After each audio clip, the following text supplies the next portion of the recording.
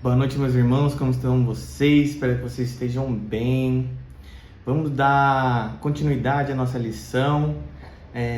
Vocês viram a primeira parte com a Carol. A gente viu também quais são os nossos desafios na nossa fé cristã. A gente viu sobre o orgulho, as decepções com as pessoas. Vimos também sobre a falta de perdão, os pecados enraizados. Também vimos vimos também os nossos desafios no início da nossa conversão. Porém, agora vamos dar início ao ponto 3 aqui da nossa lição, que é como a gente detecta que está vivendo um desafio na nossa vida cristã. Como bons futuros médicos, nós sabemos que na nossa vida natural, para os nossos pacientes, nós temos que identificar sinais e sintomas. E não é diferente na nossa vida espiritual também. Nós temos que ver os sinais e sintomas que nós estamos vivendo um desafio espiritual. E com isso a gente vai dar início. Qual que é o primeiro sinal? É o quê? É a nossa relação com a palavra de Deus. E faço uma pergunta para vocês: quanto tempo vocês têm dedicado à leitura e meditação da palavra de Deus? Essa semana, quanto tempo vocês dedicaram para Deus? Porque muitas vezes, quando nós estamos vivendo uma guerra espiritual, um desafio na nossa vida cristã, os dardos flamejantes do inimigo vêm para nos calar. A gente não tem coragem de falar que somos cristãos. Vem a endurecer o nosso coração com orgulho, com falta de perdão. Vem também nos cegar espiritualmente, sendo que a gente tirando a nossa visão com o Pai e nossos ouvidos também tapados, tirando a nossa sensibilidade com a voz do Pai. E como que a gente olha para o Pai e ouve a palavra do Pai? Meditando na palavra de Deus. A gente vai ler em Josué 1:8 que Josué aqui,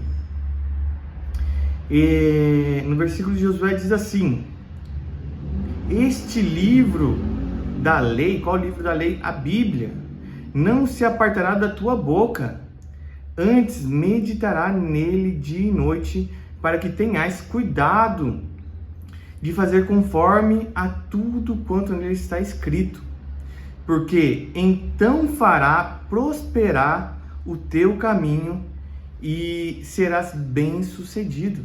Amém? Então, o inimigo, que é o inimigo das nossas almas, vem aqui para matar, roubar e destruir. Não quer que nós sejamos bem-sucedidos, não quer que nossos caminhos prosperem. E o que ele faz? Nos afasta da palavra de Deus. Mas aqui em Josué diz que nós devemos meditar dia e noite na palavra de Deus.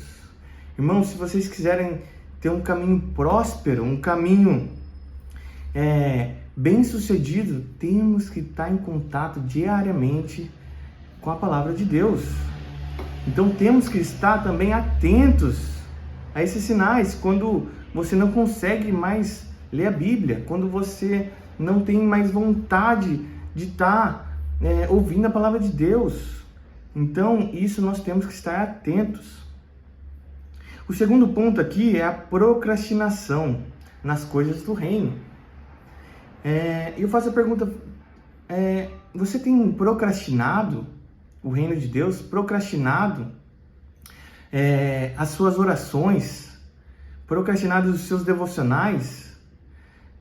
Isso também é um sintoma que nós estamos vivendo um desafio na nossa fé cristã. A palavra de Deus diz assim, na carta ao Timóteo, em 2 Timóteo 4:21, Paulo instrui Timóteo dizendo: apressai-te a vir antes do inverno. Isso é Paulo convidando Timóteo a ir a Roma, sendo que no inverno os caminhos até Roma se interrompiam, se cessavam, não podia passar pelos caminhos do Mediterrâneo, por conta do mau tempo.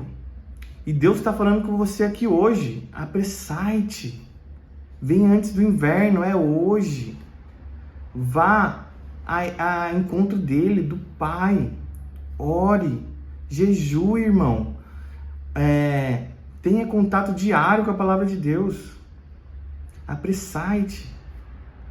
Sabe que hoje a gente está no outono, ainda não é inverno, então o horário é hoje, é agora, não deixa para depois.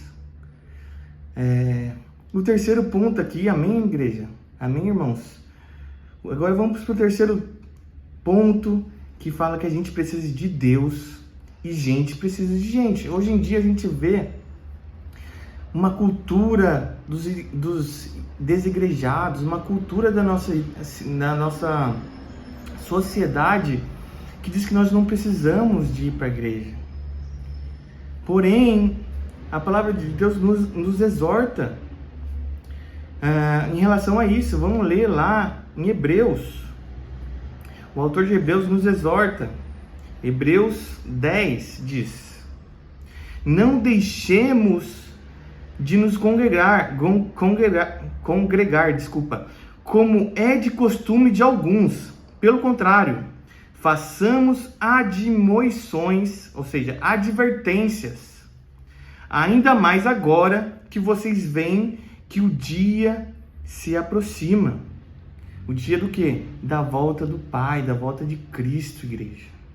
Nós precisamos fazer parte da noiva de Cristo, porque Jesus vai voltar. Jesus está voltando e vai buscar a sua noiva. Nós temos que ser noivas irreparáveis, imaculadas, santificadas, para que Jesus venha ao teu reino, ao reino dele.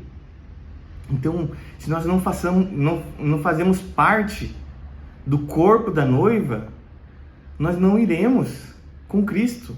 Nós não podemos ser desigrejados. Nós não podemos estar longe do corpo de Cristo. Nós temos um direcionamento.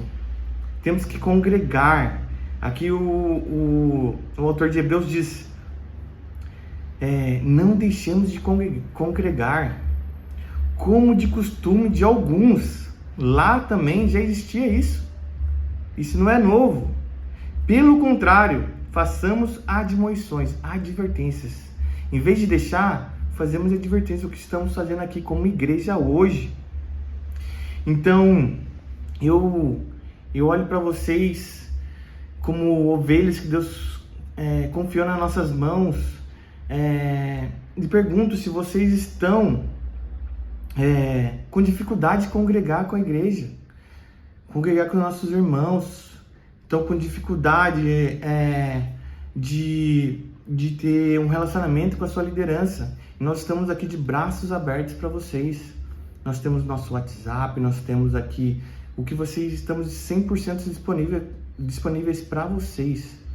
E é isso, o GC é isso, nós estamos cada vez mais perto do corpo. Porque o GC é uma célula do corpo, né? Então, que a gente possa ter comunhão com nossos irmãos.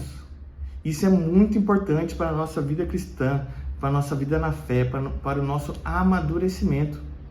Amém? E por último aqui, é a constância e inconstância. Constância e inconstância. Muitas vezes a gente se vê numa gangorra espiritual, não é mesmo? Às vezes a gente está pleno espiritualmente, estou super bem. E depois, na outra semana, Deus não quer falar comigo, Deus se afastou. E a Bíblia nos exorta e nos estimula a sermos constantes, o que está escrito em 1 Coríntios 15, 58. Portanto, meus amados irmãos, sede firmes e constantes, sempre abundantes na obra do Senhor, sabendo que o vosso trabalho não é vão no Senhor. Sejamos constantes, porque nós temos uma promessa que nosso trabalho não é vão. Tudo isso que nós estamos passando não é vão. Nosso Deus é um Deus galardoador, é um Deus que está disposto a nos dar presentes espirituais, riquezas espirituais. Então sejamos constantes na fé. A Bíblia nos exorta a sermos constantes e firmes. Firmes onde? Na rocha. Não podemos ser crianças que vamos para um lado e para o outro segundo os ventos de doutrina. Sejamos homens virtuosos, ou mulheres virtuosas. Sejamos pessoas maduras na fé, que não estamos numa gangorra espiritual, mas sim estamos firmes com Cristo Jesus. Amém? Essa é a minha parte. Uma palavra abençoada, uma lição direto do céu. Tenho certeza que Deus tem falado com todos vocês e ainda continuar falando com as nossas próximas 5 lições desse módulo. E foi isso a minha parte. Agora a gente vai para a conclusão. Amém? Se alguém quiser se disponibilizar a ler a conclusão, fiquem à vontade. Eu fico por aqui. Um abraço, fica com Deus.